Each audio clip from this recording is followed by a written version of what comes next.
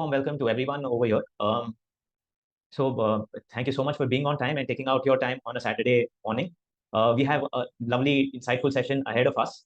We're going to be having Kislay Upadhyay, the fund manager himself over here, who's going to be delivering the insights on what opportunities lie ahead of us and how we can maximize or utilize those opportunities to generate the maximum amount of returns. Before we go ahead, I just wanted to take you through the flow of the session. We're going to be having first a presentation by Kislay Upadhyay, who will take us through the state of the economy, the future, the strategy, and lovely insights as well. It's a very short session. We've just kept it for about 1 hour, and we'll be taking, after the session ends, we'll be taking the question and answers also. You can ask pinpointed questions at Kislay Upadhyay and get the answers from himself. Before we go ahead and hand over the mic to Kislay Upadhyay, let me say a few things about Kislay. For those who don't know, there are many of you who have already invested in Fidelfolio small case, and there are some of you who may be relatively new to Fidelfolio small case. So let me introduce Kislay. He is a part of the team that wrote a national bestseller on investing, Coffee Can Investing. He's worked with veterans in the industry, Sunil Singhania, as well as Saurabh Mukherjee. And he's a forerunner as far as artificial intelligence and machine learning technologies goes in the field of investing. So without any further ado, Kislay, I'll hand over the mic to you to take us through this presentation. Great. Thank you for the kind words, Jay. Thank you everyone for joining us today. So we are sitting in the middle of elections. As they say, the largest democratic process in the world, the dance of democracy. But don't worry, I'm not going to talk about elections today. But what I am going to talk about is a banker who has been talked about a lot recently in the context of Indian elections. I'm talking about Jamie Dimon, the longest standing CEO of JP Morgan Chase. He is one of the most powerful bankers in the world. He has been at the top of JP Morgan Chase for almost 2 decades now, almost 18 years now. And he has taken the company right from all the economic and market turmoils that we could have seen in the last 2 decades. Now, there are 2 observations that I want to point, and those 2 observations are very relevant to Indian investors today. I'll share my screen first.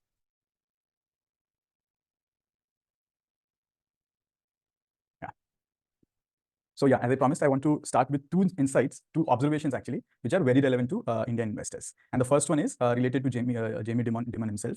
In a recent interview with Bloomberg, in a global context which has nothing to do with India, in an answer to a question which had nothing to do with India, he mentioned India, Indian companies, and Indian economies about 5 times in 15 seconds. Now, the point I'm trying to drive here is this is the kind of interest that the world has in India today. And why is it? It is because of the amazing India opportunity of wealth creation that we have.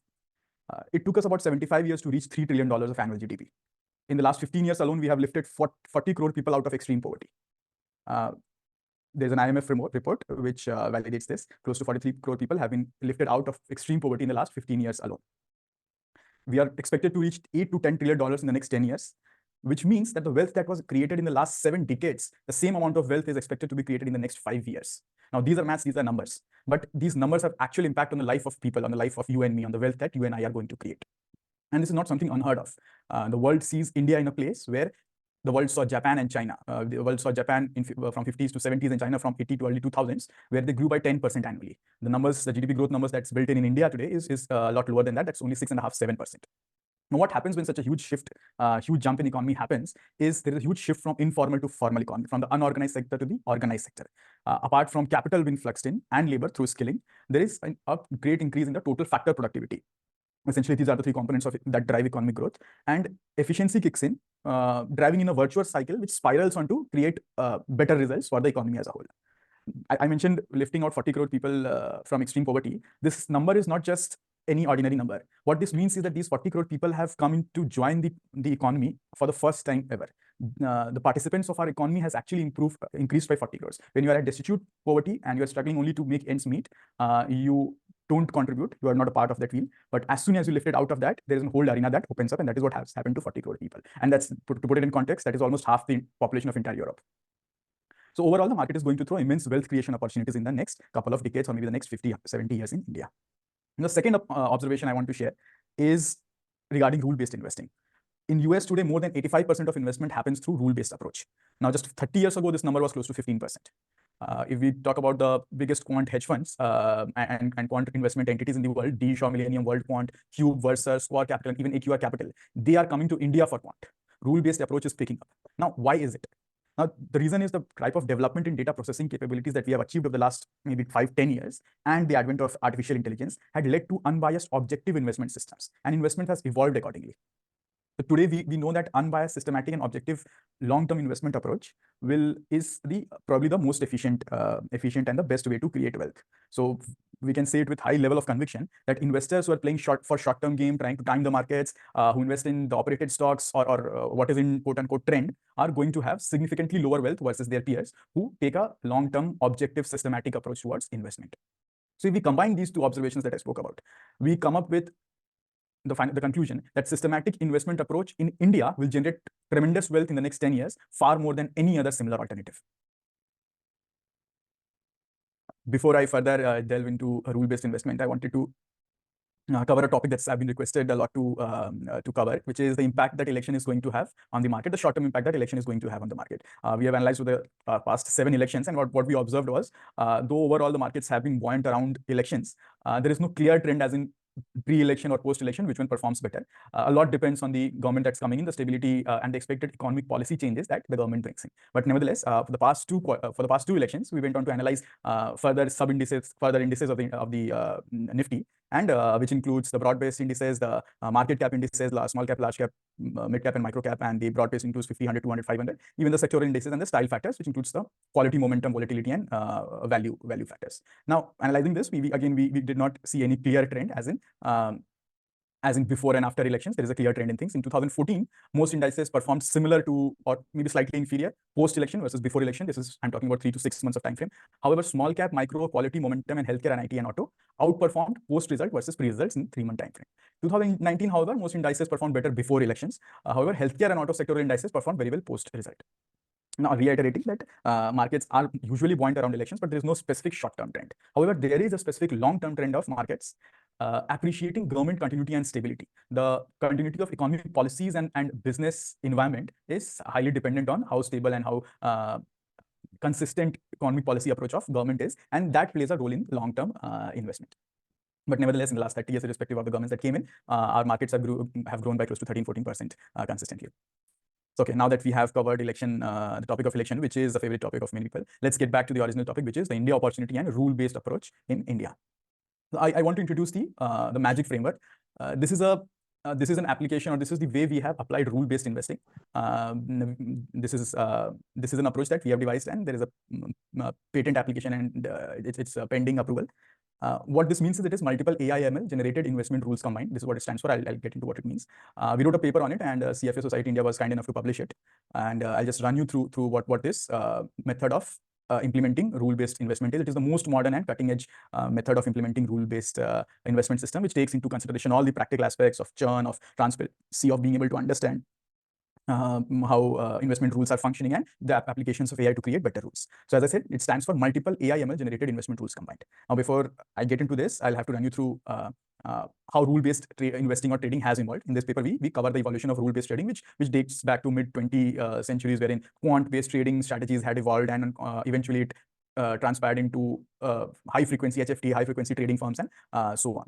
And gradually, the approach from trading of rule-based was also reflected in passive investing or semi-passive investing. Semi-passive or factor-based investing is rather a new concept. Maybe in the last 15 years only it has evolved, post-2005. So if you look at this chart over here, we see that the application of rule-based approach has percolated deeply in every form of trading or investment, be it short-term trading, be it completely passive index fund investing, or semi-passive factor-based investing, or smart beta, which is also the momentum plays, the value plays, and so on.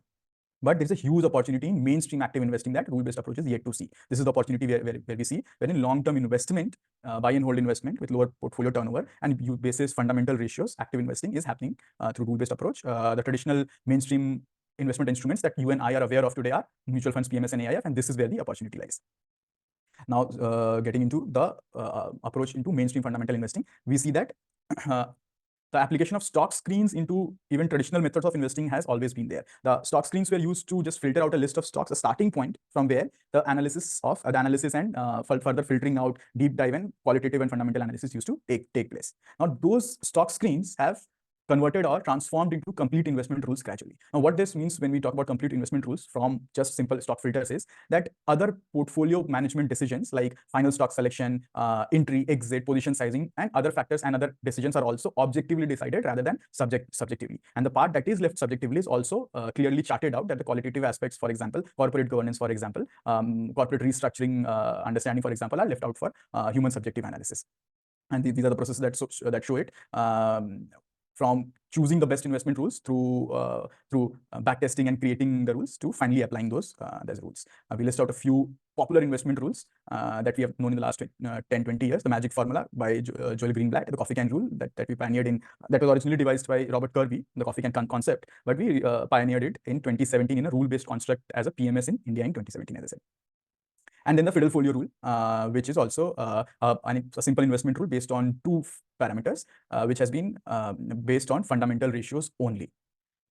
Now, we also share about, in this article, we also tell about our backtesting tool that what we wanted to show through this table is that with evolution of rule-based investing, backtesting tools are getting available to everyone at large. It's not just limited to the institutional players only who can create and backtest strategies. Retail and individual investors can also get access to backtesting tools, and these are the few backtesting tools that are looking to democratize rule-based investing.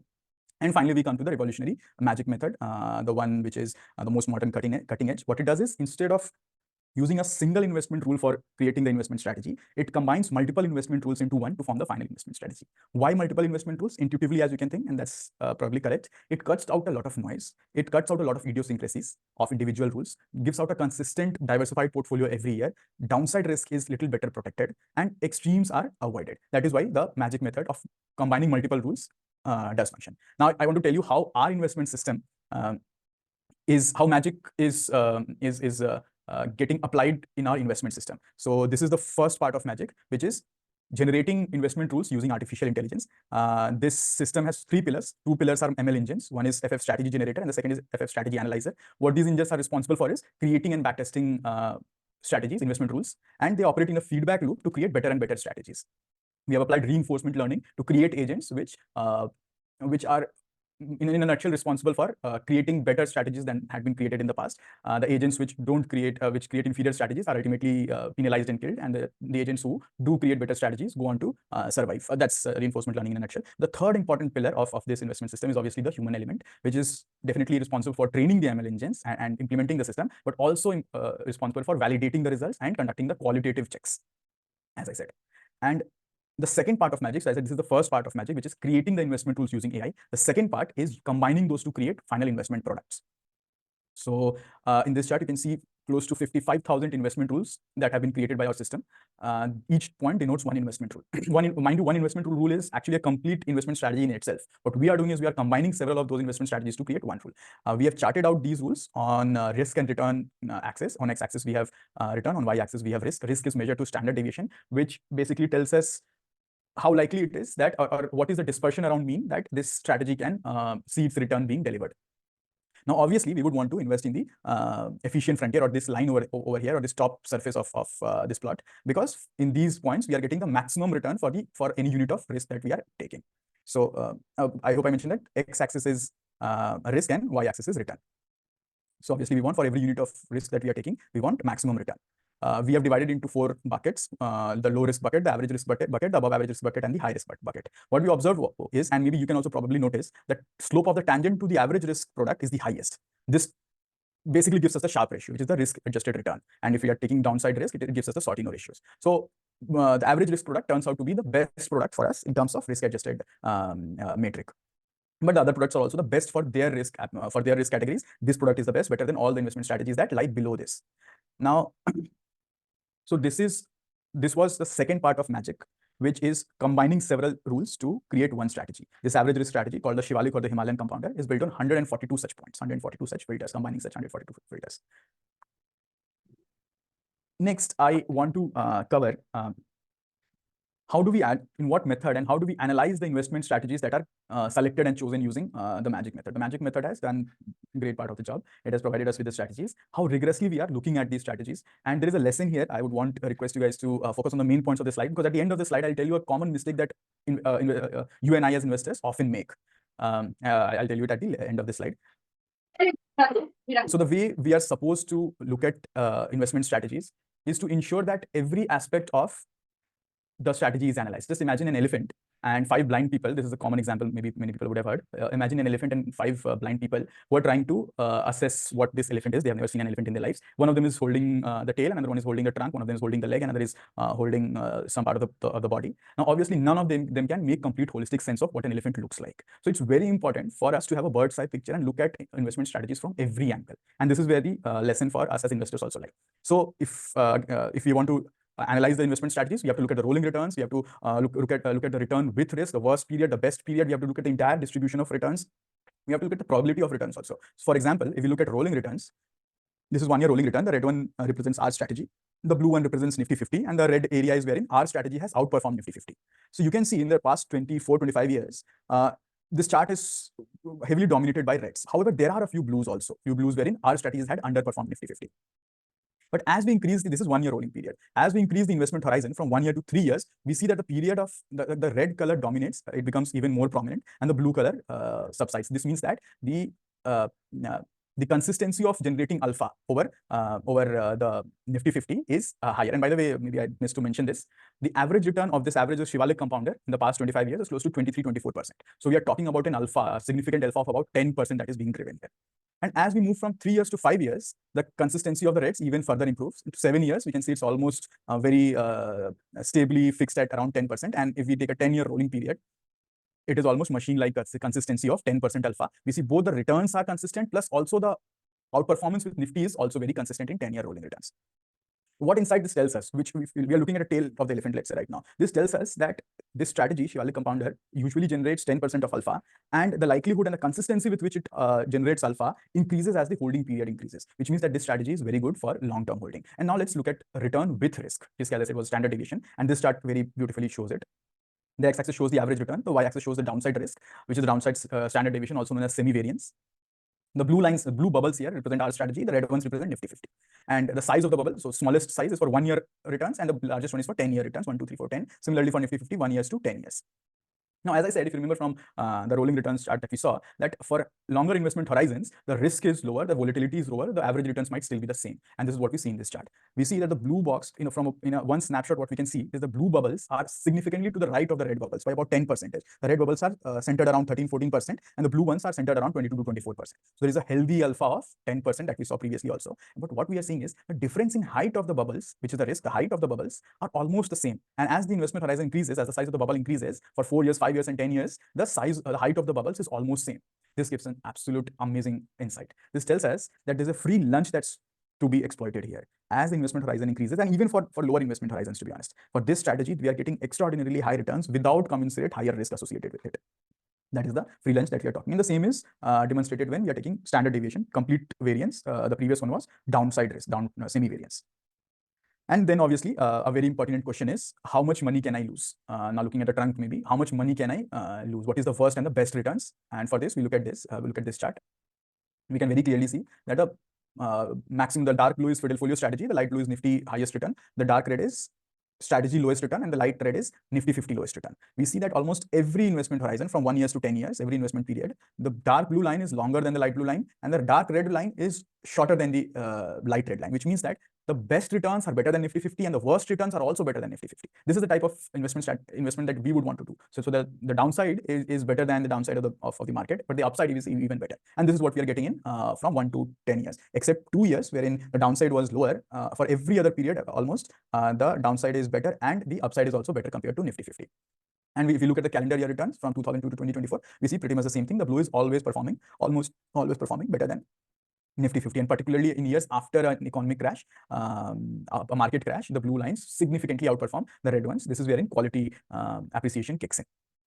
Now, these three give us a very good picture. The next chart I'm going to show you will give us a complete bird's eye snapshot, wherein we can see all the data points and across periods in a very comprehensive manner. This is the chart I'm talking about. The red ones, the red dots are for our strategy, and the blue dots are for Nifty 50. And we have segregated in different time periods before 2005, 6 to 10, 11 to 15, and 16 and later. Now, remember, I'll just reiterate. I mentioned we need to look at data from every viewpoint, and that is why the segregation of periods is also important. What this helps us understand is how the strategy is performing across market cycles and regime changes also. There are other macroeconomic factors which are impacting economic markets, and we need to assess the performance keeping those in mind also, and this is what this is doing.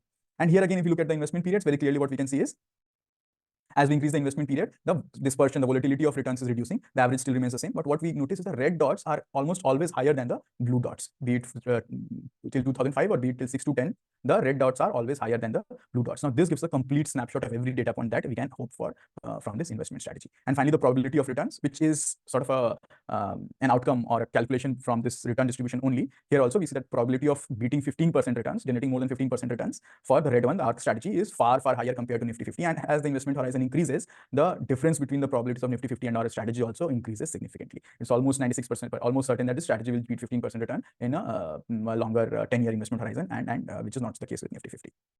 Now, I'll keep my promise. I mentioned that at the end of this slide, I'll mention a common mistake that most investors, you and I, make, which is we select fund managers and investment managers with our product, with our lifetime savings based on one single data point, which is looking at one historical return. Now, just like as a fund manager, it is important for us to look at investment strategy from every lens and every angle.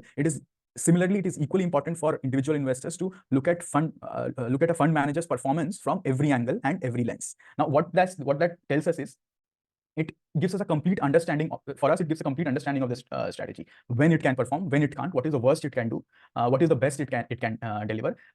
It not only helps us to build a complete understanding of the product, but also to build high conviction so that we can stick with the investment strategy in the worst when it matters the most. Similarly, a similar conviction will help individual investors, you, to stick with the fund manager, which is the most important part in worst of the periods. If you are thoroughly convinced with, if you have high conviction in your decision to stick with a fund manager, that is why it thoroughly matters. Now, that is the first level of analysis that I do for investment strategies, and you are supposed to do for fund managers. Now, there is a second level that okay, no, before I move into the second layer, I want to give an example of what I mean. So just like we looked at investment strategies from every lens, how you should look at a fund's return from every lens. So for example, I'm showing our Shivalik, all our products returns here. So the first data points maybe what we are trying to take away from this slide is how should performance be assessed, and how should you assess investment funds. So let's say the first example, we just look at a single data point. So let's say we look at a single data point of all our products, Shivalik, Himalayan, Young Everest, and all our mainstream products, Shivalik, Himalayan, Young Everest, and Little. And we see that in the last 1 year, ending May 24, they have generated 32%, 17, 72, and 68%. These are the small cap high risk strategies. These are the average risk strategies. Now, looking at the single return, which can probably look impressive to many, one might rush to making a decision that I want to stick with these products, I want to invest in these products. These have generated very good returns in the last 1 year. But remember, as I said, it's very important to look at every angle for you to build conviction to stay with an investment product. And that is why the next thing is something that you need to see, the consistency in return. That is, you need to look at multiple data points. So again, I'll dive into our life's returns only in this table. So here, I'll quickly tell you how to see this. It tells us 8/18 tells us out of 18 months since Shivalik has been live, it has outperformed the Nifty 50 index 8 times in 1 month return. And similarly, Nifty 100, 200, 500, and 3 months, so and so, 6 months, and 1 year. Now, green ones show wherein we have outperformed Nifty 50, outperformed any benchmark more than 50% of the times. Red one shows where we have outperformed Nifty any benchmark less than 50% of the time. So, for example, Himalayan in last 1 month has 11 out of 27 with score with Nifty 50. That is why it is red. Had it been more than 13, it would have been green. So, now this gives us a holistic, more consistent picture. By the way, we don't subscribe to the fact that investment strategies should only be compared with benchmarks per se. There should be other ways to look at, but this is also one way to look at it. And this gives us a holistic picture. If there are sufficient greens, which means that a strategy has been able to outperform most of the benchmarks, since there are multiple benchmarks taken here, most of the benchmarks in most of the periods, then this can give you a higher conviction into the investment process that is being used for this particular fund. And the third example I want to give you is, it's obviously very natural for us to compare our investment products with other alternatives. For example, it's very natural to compare Fidelfolio small case with mutual fund returns. But here again, I want to show you, instead of looking at 1 period mutual fund returns like this is as of 2nd of May 2024, just a couple of days back. I'll just quickly tell you what the chart is. Very interesting. So this box represents return of all small cap mutual funds. This is for all small cap mutual funds. In this box represents returns of all small cap mutual funds. The lowest is this, the highest is the upper whisker, and this box captures 75% from first quartile to third quartile, from 25th percentile to 75th percentile is captured in this box. The blue line represents the benchmark, and the red one represents our strategy. looking at this strategy, we can say that in 1 year, our strategy has outperformed close to 90% of the small cap mutual funds in the country. These are all the normal small cap mutual funds that you and I are aware of, all the known ones, and every small cap mutual fund in the country, and it is almost equivalent to the index return. But if you look at just this chart and let it be, then it is not. Then again, we are making the same mistake. We have to look at it, the consistency of it. So apart from looking at April ending returns, we have to look at March ending returns also. And again, if we see that the red ones in longer period is doing better than most of the mutual funds, then that builds some conviction. And again, if we go to Feb end, we see the red one is again doing good, further conviction, and we go on till inception. We look at March end, that is 1st Feb. Again, the red line is significantly higher. We look at previous month, again the red line is significantly higher. Again, the red line is significantly higher, and for November and October and September, the inception of the strategy was in March. The first 3-month period is July. So till July, we can see this is the first time the 3-month period return was available, and we can see that since beginning, it has been able to outperform all mutual funds, every mutual fund, small cap mutual fund in the country handsomely. Now, this is a more holistic way to compare our performance with mutual funds. Similarly, for Young Everest, we see that the red line has been higher in April end, 2nd May. It has been higher on 1st April also, on 1 year and other periods also, and 1st March again, and Feb, and going back to Jan and December and November and October, September. In all the previous periods, we see that both Young Everest and Little Oran have been able to outperform all or almost all small cap mutual funds in almost all periods. And we look at, let's say, for example, Shivalik also. This is as of 2nd May, wherein we have in 1 year returns, we have been at the lower end of the multi-cap universe. We are comparing here with multi-cap funds. We are at the lower end of the multi-cap universe. Now, again, we need to go back and look at every period. And if we look at April, again, the red is little higher, but still better, not as good as, or not better, outperforming all the mutual funds. And if we go back further, we see that the red line is improving. And from January, we have seen that it has outperformed more than 75% of mutual funds and the benchmark by a significant margin. In December and before, we see that the red line has outperformed every mutual fund in the country, again, every multi-cap mutual fund in the country again. And we see that has it been able to done it consistently? Probably yes, in December, November, October, and September. And every month, we see that the red line is above the blue line and the boxes. Now, this is how returns should be seen, or this is how fund managers' performance should be seen holistically to understand the entire picture. But that was the first layer. The second layer is what I want to cover. The second layer is why. Why is a particular, for us, for me, it is a burning question always. Why is a particular investment strategy performing? And similarly for you, the burning question should be, why is a fund manager performing? Will he continue to perform? What is the underlying reason for the performance? So how we understand why our strategies perform is, again, I'll show you the example. Again, we are taking Shivalik and Himalayan compounded average risk high Sharpe ratio products only. And we know that we analyzed and we understood that the reason for this significant performance of close to 24-23% annual returns, which is a tremendous number, when delivered consistently, 20-25% of annual returns is a tremendous figure. It's very important to understand why this has happened. And the reason lies in the fundamentals. We look at the average revenue growth of this strategy in the last 20 years is close to 17%. 17% of revenue growth average, and that too with very high, reasonable consistency, we can see. The lowest revenue growth that we have seen for a portfolio is 5%. And most of the data points are well above 10%, at least in double digits. This is extremely high consistency. And that what follows is the profit growth. The average profit growth for this strategy is close to 20-21%. Now, this is a tremendous number. What this means is that almost 80 to 90% of the returns of this strategy are driven by profit growth. These are not driven by re-rating. This is not driven by PE expansion. These strategies, these companies that enter these strategies are not available cheap because they are very quality companies, and re-rating is not the reason for their performance. And we see that the high profit growth and relative very high consistency. When we're talking about profit numbers, getting a negative number it's very normal, very average. But getting this average high 25 with most of the data points above it is a great feat that this strategy has performed. And we understand why this profit growth, this consistency in revenue and profit growth has been maintained. It is because these companies are extremely capital efficient, which means this is captured in return on capital, which means that these companies don't need to reinvest a lot of money back into the business to generate the same growth. There is a lot of free cash flow that is getting generated, and only a part of it needs to be reinvested. And even that it gets reinvested at the same return on capital, at the same high capital efficiency at which this particular revenue or profit was getting generated. If we look, the average return on capital is close to 35 to 40% of this strategy. This is unheard of in this world. I mean, there are very few companies in this world which can boast of 35 to 40% of return on capital, and when we are talking about a portfolio of 25 companies on an average delivering 35 to 40% return on capital is an absolute exception. And that is the reason. This is the core reason behind the brilliant performance of these strategies. And the same is captured in return on equity. It is another measure of capital efficiency again. We see that the lowest periods have been just 17-18%, and the average has been very consistently above 20-25-30% here also.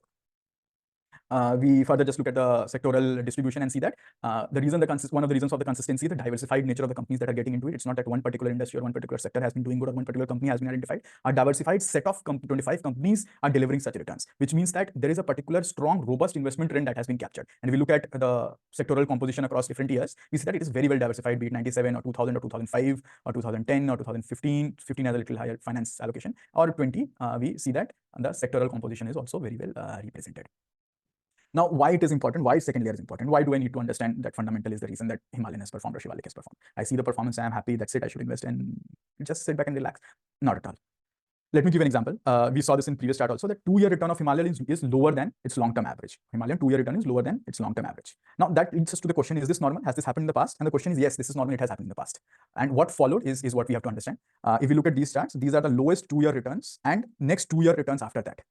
And this tells us that whenever the strategy has seen low returns in 2 years, be it the subprime crisis around 8, 9, or be it other normal periods where just 10, 12% of annual returns were delivered in 2 years, the next 2 years have seen phenomenal returns of 33% CAGR. And the same is what we observe in 3-year recovery post worst returns also. Again, after the worst return periods, 2-year worst return periods, the next 3-year returns is absolutely phenomenal. 3-year 37% CAGR or 20 or 18% CAGR or 23% CAGR is absolutely phenomenal. So we understand, we get to see what has happened in scenarios when, let's say, Himalayan has not performed, has performed lower than its long-term average in 2 years. But what we need to understand is that why these blue numbers are so high, why these strategies go on to perform very well again, even if it underperforms for a short reason. And we know the reason is the fundamental. That is why understanding the fundamentals is important. And that is why it helps us to go back and check our life portfolio. Has the life portfolio been performing similarly in terms of fundamentals as it has been in backtested returns? And we find the answer to be yes. For all Himalayan, Shivalik and Safe Fortress, it is our low risk product. It's a different product. We see that the average profit growth, the blue bars, is much consistent and much higher than the red bar, which is the Nifty 50 growth. If we just compare the average profit growth in this table over here, we see that while Nifty is sitting at 17%, these three strategies are sitting at 30 to 31, 25%. This is significantly higher and consistent. And the second is the return on capital. The capital efficiency is again very consistent since Q4 2022 till Q3 2024. You see that it is very consistent. And again, the average is close to 35-40%. Be it Shivalik, Himalayan or Safe Fortress, it is close to 30-35-40% is what the numbers we are seeing versus just 22% for Nifty 50. Okay, so summing up, understanding returns, looking at every lens is important, but very important is the second layer analysis, understanding the why, the reason, which helps us navigate better in times of crisis, which helps us build high conviction, which helps us understand the risk of that strategy in its entirety. Similarly, when you are selecting a fund manager, it is extremely important to understand the reason for the performance. Even if you have assessed the consistent performance, you have looked at every data point, then it is important to understand the reason for it, and which is usually the process that has been followed. The process, the approach, the philosophy, and the framework. So I want to just mention that one reflection or another way of the why or the process, another related is the skin in the game. It's good to assess the fund managers' skin in the game. Regulators and best investment practices also dictate that the manager has high skin in the game. What I believe our calculation says that ideal equity allocation for an average risk appetite like me, for a person like me, is close to 70-75% in average risk product and 20-25% in high risk, above average and high risk product. These two are Shivalik and Himalayan, and these two are Little Orion and Young Everest. And to show you my skin in the game, my 100% of equity allocation is in Fidelfolio's product. 80% of my equity allocation is in average risk Shivalik and Himalayan compounder, and 20% is in the average risk, average and high risk product, above average and high risk product, the Young Everest and Little Orion. So coming to the summary, thank you for patiently listening. This huge India opportunity to generate wealth. Objective fund management approach is the best way to navigate in the next 10, 20, 30 years. Just like it is important for fund managers to assess a strategy from every point, to assess its performance across market cycles, first and best period returns, and understanding the why, it is equally important for an individual investor to analyze fund managers from all viewpoints, looking at the consistency of return, and but second layer also, which is the process, the philosophy, the system that is followed, and the skin in the game. So yeah, I think I'll take a pause here. I'll end here. We are open to questions now. Thank you so much, Kislay, for the wonderful, insightful session. You've thrown in quite a lot of insights. I think it had enough for the existing investors as well as probably someone new who's hearing you for the first time. We had some questions in the chat box. Let us take them in order. Mr. Digraskar ji has asked, at present, I have invested in your 3-year product. Since you have mentioned the returns are better for greater than 3 years, do you have products for greater than 3 years with intermittent withdrawal option? I think I can answer this question. Digraskar ji, the products that you have invested in, Shivalik, these are typically products which ideally you should be holding for a long period of time only. And at any given point of time, there is intermittent withdrawal facility. You can withdraw it at will, while it is not recommended for shorter tenures, but there is the option of withdrawing it at will. We have another question. With above average stock performance, shall we switch to IO Himalayan or either or Himalayan or Shivalik? Maybe you can take this question, Kislay. Sure. Sakit, we have to understand that when we charted out the products in the risk return spectrum, we saw that Shivalik and Himalayan are in the average risk category, and the Little Orion and Young Everest are in the above average and higher risk category. What it means is that while while an average while the worst returns for the Shivalik or the Himalayan compounder will probably be better than the high risk products, the best returns will also be lower than these products, and the average return also will be lower than the high risk products. So how you build a portfolio is not just one product. We have to take allocations across risk buckets. Why that is important is it's somewhat analogous to might be more risky not to take risk at all. So rather than staying invested entirely in the least risk product, which is the safe fortress, it is better to have a major allocation to Shivalik and Himalayan, maybe 60-70%, and maybe have 20-25% allocation in the above average risk, because for in long term that risk plays out more favorably in our favor as investor. Hope that answers.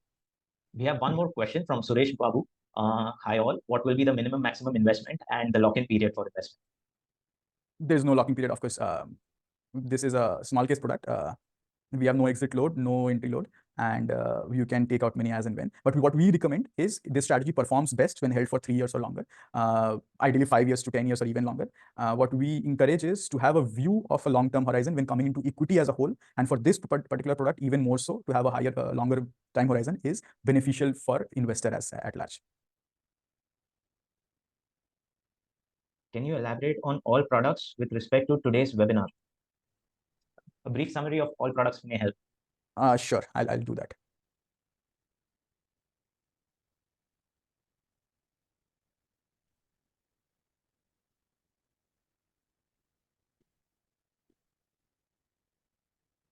Okay, first, from understanding from a conceptual point of view, the 4 products, I'm not including the safe fortress. The 4 products, 2 are in the average risk, Shivalik compounder and Himalayan compounder, and 2 are in the above average and high risk, the Young Everest and the Little Oran. This is the conceptual understanding of the product. If I take you to the specifics of the product, we see that these are the 4 mainstream products. Shivalik and Himalayan are looking at long-term consistency in capital efficiency and growth, as we see both of these, while Young Everest and Little Orion are getting benefits of a different financial trend. So Young Everest, for example, invests in companies that have generated high free cash flow growth in the last few years. What this essentially is, these companies have expanded their income statement and cash flows in the past 3 to 5 years by almost double. Consequently, these companies have a lot of free armor. They have invested in their, they have reduced their debt and invested in their working capital management and other processes. And these companies are ready to fire at a very high rate.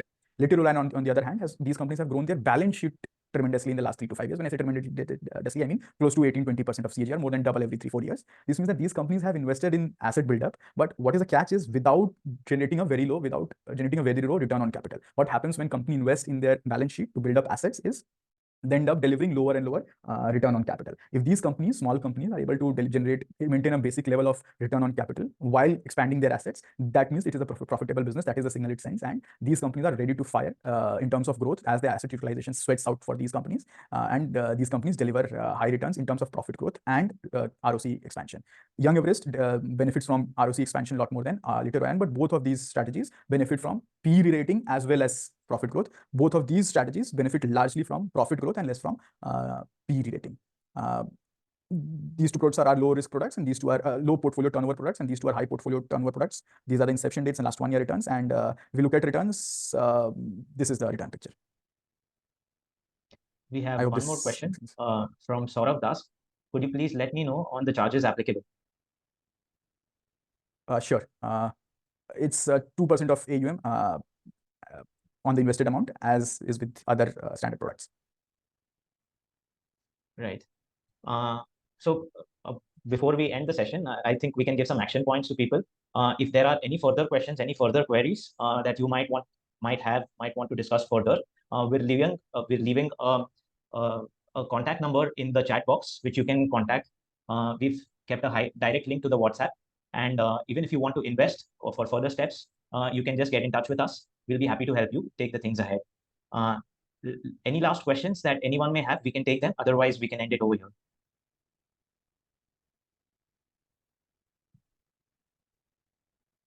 All right, I think we can end it over here. Thank you so much, Kislay, and thank you everyone over here for coming for this session. I hope you learned. This was a value-adding session and probably will add value to your life going ahead once you invest. Thank you so much, everyone. Thank you, Jay. Thank you, everyone. I hope we could add some value. Thank you.